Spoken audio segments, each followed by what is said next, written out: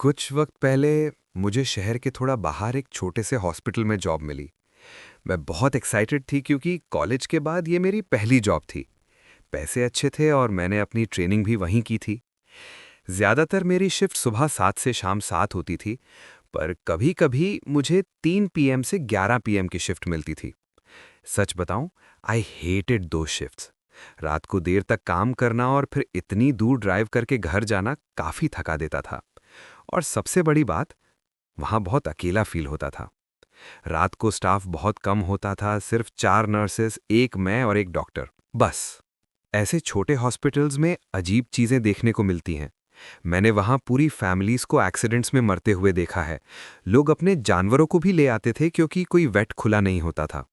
एक रात करीब 10 बजे होंगे, मैं एक नर्स के साथ बैठी थी, बस टाइम पास कर रही थी ताकि 11 बजे घर जा सकूं। हॉस्पिटल बिल्कुल शांत था। मैं अपना योगर्ट खा रही थी कि अचानक मेन डोर से एक अजीब सी आवाज आई। मैंने देखा एक आदमी हमारी तरफ चलकर आ रहा है। वो दिखने में नॉर्मल था, पर उसने एक लंबा कोट पहना था। गर्मी का मौसम था, समर में लंबा कोट, इट वॉज वियर्ड। जो नर्स मेरे साथ थी वो बाथरूम चली गई और मैं वहां उस आदमी के साथ अकेली रह गई। जैसे जैसे वो पास आया, वो अजीब सी आवाज तेज होती गई। Scrape, scrape. वो जमीन पर कुछ घसीट रहा था। अंधेरा था तो दिखा नहीं, पर आवाज किसी मेटल जैसी थी। मेरे पूरे शरीर में एक सहरन दौड़ गई। वो डेस्क पे आके रुका। उसकी आंखें फटी हुई थीं, प्यूपल्स डायलेटेड थे, चेहरा बिल्कुल सफेद। ऐसा लग रहा था वो ड्रग्स पर है। वो डेस्क पे झुका और अपने बालों को नोचना शुरू कर दिया। दांत किटकिटा रहा था। मैंने सोचा ये शायद ड्रग्स ढूंढने आया है। मैंने उसका फॉर्म फिल किया, पर वो बंदा इरिटेबल होता जा रहा था। गुस्सा बढ़ रहा था उसका। जब मैंने उसे वेटिंग एरिया की तरफ इशारा किया तो उसने पूछा, कितना टाइम लगेगा? डॉक्टर ब्रेक पे था तो मैंने अंदाजे से बोला, आधा घंटा। बस ये सुनते ही उसका बिहेवियर बदल गया। वो गुस्से में वेटिंग एरिया की तरफ भागा, और जब वो मुड़ा तब मैंने देखा कि वो क्या घसीट रहा था। वो एक कुल्हाड़ी थी। मैं पैनिक कर गई। मैंने तुरंत अपने सेल फोन से पुलिस को कॉल किया, पर पुलिस 2 शहर दूर थी। उन्हें आने में कम से कम 20 मिनट लगते। मैं भागकर नर्सिस के पास गई। हम सब लड़कियां थीं। हम उस लंबे चौड़े आदमी का मुकाबला नहीं कर सकते थे। हमने प्लान बनाया और उसे वेटिंग एरिया में लॉक कर दिया। वहां का ग्लास रीइंफोर्स था। लेकिन जब उसे पता चला कि वो लॉक्ड है, वो पागल हो गया। उसने कुर्सियां फेंकना शुरू कर दिया और फिर उसने अपनी एक्स से दरवाजे और कांच पर वार करना शुरू कर दिया। Bang, bang. वो दरवाजा तोड़ ही ने वाला था। मैं जिंदगी में इतना कभी नहीं डरी थी। तभी हमारा डॉक्टर फ्रंट डोर से अंदर आया, हाथ में कॉफी लिए, बिल्कुल चिल। उसने हमें डेस्क के पीछे छुपे हुए देखा। वो समझ गया कि कुछ गड़बड़ है। वो चुपके से पीछे के दरवाजे से वेटिंग रूम में घुसा, और जब उसका ध्यान नहीं था, डॉक्टर ने उसे टैकल किया और जमीन पर पटक दिया। उसने केबल टाई से उसे बांध दिया और पुलिस के आने तक उसके ऊपर बैठा रहा। मैं उस दिन ऊपर वाले का शुक्रिया अदा करती हूँ कि वो यंग और फिट डॉक्टर वहां पहुंच गया। मैंने उसे थैंक यू बोलने के लिए कई बार कॉफी पिलाई, पर शायद वो काफी नहीं होगा। वो मेरी जिंदगी की आखिरी लेट शिफ्ट थी। अब मैं मंडे टू फ्राइडे 9 to 5 काम करती हूँ। Much safer that way. मैंने कुछ साल हॉस्पिटल में ट्रांसपोर्ट का काम किया है।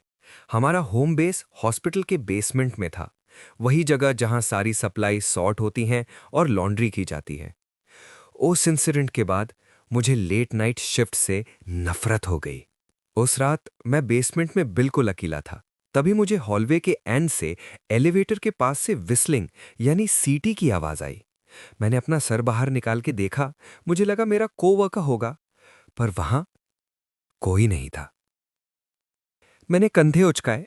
मैं इतनी जल्दी डरता नहीं हूं। रातें स्लो होती हैं, तो मैं स्नैक्स खा रहा था और ब्रेक रूम में टाइम पास कर रहा था। अचानक बैंग, एक जोरदार आवाज आई। मैं हॉलवे में गया और देखा एक बेड अपने आप हॉलवे में लुढ़कता हुआ आ रहा था, दीवारों से टकराते हुए। मैंने सोचा पक्का मेरा कोवर्कर मेरे साथ प्रैंक कर रहा है। मैंने उसे रेडियो किया, पर वो बोला कि वो ऊपर कैफेटेरिया में है। मुझे यकीन नहीं हुआ। मैंने सोचा मैं उसे पकड़ लूंगा। मैं लॉन्ड्री रूम के पास से गुजरा और अचानक मशीनें चलने लगी। व्रर। मैंने सोचा वो अंदर होगा, पर कमरा पूरा खाली था। ओके, अब मैं थोड़ा नर्वस होने लगा था। मैं लॉन्ड्री रूम के अंदर गया और जैसे ही मैं घुसा, स्नैप! मशीनें चलना बंद हो गईं। Complete silence. मैं फ्रीज हो गया। फिर मैं भागा एलिवेटर की तरफ और तभी वही विस्लिंग की आवाज फिर सुनाई दी। अब मुझे पता था मैं बेसमेंट में अकेला इंसान हूं। मैं एलिवेटर का वेट कर रहा था कि अचानक हॉलवे के दूसरे एंड से शेल्फ्स पर रखी चीजें गिरने लगीं। ग्लव्स के डब्बे, टिश्यूज, ट्यूब्स। मैं वहां खड़ा देख रहा था, वो चीजें एक एक करके गिर रही थीं। मेरा पूरा शरीर कांपने लगा। गूज़बम्स आ गए। मुझे स्ट्रॉन्ग फीलिंग आ रही थी कि कोई मुझे देख रहा है। मैं अकेला नहीं था।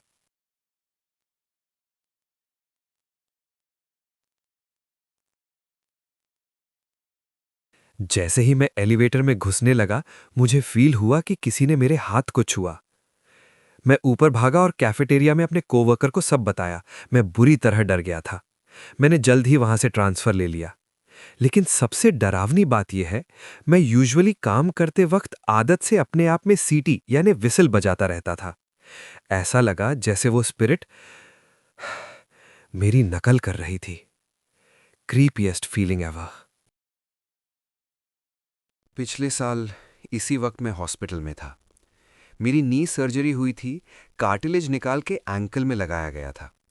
मेरा घुटना सूजकर फुटबॉल जितना बड़ा हो गया था और एंकल में बोल्ट्स लगे हुए थे। बेसिकली मैं हिल भी नहीं सकता था।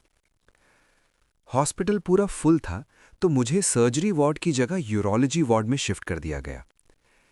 वहां मेरे रूम में दो और बुजुर्ग यानी एल्डरली आदमी थे। बुरी बात यह थी कि 20 कमरों के लिए सिर्फ एक नाइट नर्स थी। वो मुश्किल से रात में एक बार चेक करने आती थी। मेरी वहां दूसरी रात थी। यूजुअली मैं एक बहुत कच्ची नींद सोता हूं, पर मुझे इतने पेन किलर्स दिए गए थे कि मैं पत्थर की तरह सो रहा था। I was out cold. रात के करीब 3 बजे होंगे। अचानक मेरे चेहरे पे एक लाइट पड़ी और मेरी आंख खुल गई। मुझे लगा शायद नर्स आई होगी किसी पेशेंट का कैथेटर बैग चेक करने। आखिर यूरोलॉजी वार्ड था। मैंने सर घुमाया, पर रूम में कोई स्टाफ नहीं था। मैं अभी भी आधा सो रहा था। चक्कर आ रहे थे दवाई की वजह से। लेकिन तभी मुझे दरवाजे पर एक परछाई दिखी। मैंने ध्यान से देखा तो वहां कोई खड़ा था। कुछ सेकंड्स लगे फोकस करने में, पर वहां एक बूढ़ा आदमी था, बहुत ही ज्यादा पतला, स्किनी एज हेल। वो वहां खड़ा आगे पीछे हिल रहा था। उसने नोटिस किया कि मैं जाग गया हूं। उसने मुझे घूरा और फिर अपने होठों पे उंगली रखी। श्श। फिर उसने एक कदम पीछे लिया और धीरे से दरवाजा बंद कर दिया। मुझे लगा मेरा दिमाग खेल खेल रहा है, ड्रग्स की वजह से हेल्यूसिनेशंस हो रहे हैं। तो मैं वापस सो गया। अगली सुबह नर्स आई तो मैंने कैजुअली पूछा कि क्या रात को कोई पेशेंट घूम रहा था। नर्स ने जो बताया सुनकर मैं दंग रह गया। उसने बताया कि एक बूढ़ा आदमी जिसकी अभी सर्जरी हुई थी, उसे दवाई का पैराडॉक्स रिएक्शन हो गया था। उसे लग रहा था कि वो जेल में है। वो आदमी पूरे हॉस्पिटल में घूम रहा था, अपनी किडनी सर्जरी के टांकों से खून बहते हुए जेल से भागने की कोशिश में। और वो मेरे रूम में आया था। देखो, मैं काफ़ी ह्यूज गाय हूं, मैं आसानी से डरता नहीं। लेकिन उस वक्त मैं बिस्तर पे इतना मजबूर, हेल्पलेस था कि हिल भी नहीं सकता था, कि ये सोचकर ही मुझे डर लगता है कि अगर वो कुछ कर देता तो मैं कुछ नहीं कर पाता। That really got to me. Iraq में एक रात मैं एफओबी स्पाइकर के हॉस्पिटल में गार्ड शिफ्ट कर रहा था। पिछले एक हफ्ते से वहां कोई एक्शन नहीं हुआ था, तो सारा स्टाफ सोया हुआ था। मैं हॉल्स में घूम रहा था। सब कुछ शांत और बंद होना चाहिए था। मैं एक रूम के पास से गुजरा। ये वो रूम था जो हम लोकल्स के लिए यूज करते थे, जो ट्रॉमा विक्टिम्स होते थे। वहां की लाइट्स ऑन थीं। मैंने स्विच डाउन किया और लाइट बंद कर दी। मैं हॉल में आगे बढ़ा ही था कि मेरी आंख के कोने से मुझे दिखा कि लाइट वापस ऑन हो गई। बस मैं उसी वक्त अलर्ट मोड में आ गया। Safety of, weapon at low ready. मैंने कॉर्नर क्लियर किया और रूम के अंदर देखा। नथिंग। कोई नहीं था। मैंने स्विच को वापस डाउन पोजीशन में किया और बंद कर दिया। मैंने अपने आईकॉम से रिपोर्ट करने की कोशिश की, पर रेडियो काम नहीं कर रहा था, स्टैटिक था। तो मैं वापस डेस्क की तरफ चला रिपोर्ट करने के लिए, और तभी क्लिक, लाइट्स फिर से ऑन हो गई। अब मैं थोड़ा हिल गया था, ऑन एज। मैं मदद के लिए रेडियो नहीं कर सकता था, कंपाउंड के इस साइड कोई मेरी आवाज़ सुनने वाला नहीं था। और सबसे डरावनी बात, जब लाइट ऑन होती थी तो स्विच की पोजीशन अपने आप चेंज हो रही थी। याद रखिए, मैं एक कॉम्बैट जोन में था, दुश्मन कहीं भी हो सकता है। मैं वापस रूम की तरफ गया। मैंने रूम चेक किया। वहां सिर्फ एक खाली गर्नी, एक हार्ट मॉनिटर और एक क्रैश कार्ड था, और कुछ नहीं। मुझे आज तक नहीं पता कि मैंने वैसा क्यों कहा, पर मुझे लगा कि अगर मैंने कुछ नहीं किया तो ये लाइट ऑन ऑफ होती रहेगी। शायद वहां कोई था जो अंधेरे से डर रहा था। मैंने हवा में कहा, अगर तुम्हें अंधेरे से डर लगता है तो मैं लाइट ऑन छोड़ देता हूं। मैंने अपनी शिफ्ट खत्म की और वो लाइट ऑन ही रहने दी। जाते वक्त मैंने डेस्क पर एक झूठा नोट छोड़ दिया कि सर्जन्स ने कहा है कि इमरजेंसी के लिए उस लाइट को हमेशा ऑन रखना है। और उसके बाद मेरी बाकी शिफ्ट्स में वो लाइट हमेशा ऑन ही रही, कभी बंद नहीं हुई। तो ये थीं आज की कहानियाँ। कुछ चीज़ें ऐसी होती हैं जो हमारे समझ से बाहर होती हैं, और कभी-कभी उन्हें वैसा ही छोड़ देना चाहिए। अगर आपके पास भी कोई ऐसी स्कैरी स्टोरी है जो आप शेयर करना चाहते हैं, तो नीचे कमेंट्स में ज़रूर बताएं। अगर वीडियो पसंद आई तो लाइक बटन को हिट करें और अपने दोस्तों के साथ शेयर करें। क्या पता अगला एक्सपीरियंस उनका हो। और अगर आप नए हैं तो सब्सक्राइब करना ना भूलें और बेल आइकन दबाएं ताकि आप कोई भी अपडेट मिस ना करें। तब तक के लिए स्टे सेफ, स्टे अलर्ट, और याद रखिए, अंधेरे में आप कभी अकेले नहीं होते। Good night.